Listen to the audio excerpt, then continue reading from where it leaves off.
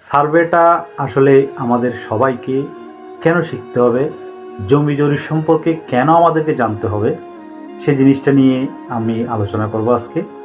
তো কথা হচ্ছে কি, মনে করেন আপনার জমি আছে, আপনার সেই জমির সীমানা কোথায় আপনি সেটা জানেন না, সেটা জানার কখনো চেষ্টাও করেননি।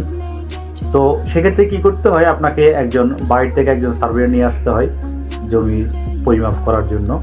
তো সেক্ষেত্রে যদি আপনি আপনার যেই জমি জরিপ সম্পর্কে বা পরিমাপ সম্পর্কে যদি আপনি অবগত না থাকেন বা পরিমাপ সম্পর্কে যদি আপনি কোনো কিছুই না বুঝেন, তো সেক্ষেত্রে কি হয় যে আপনার সার্ভেয়ার আপনাকে যা বুঝিয়ে দিল, আপনাকে সেই জিনিসটাই মানে বুঝে সন্তুষ্ট থাকতে হয়।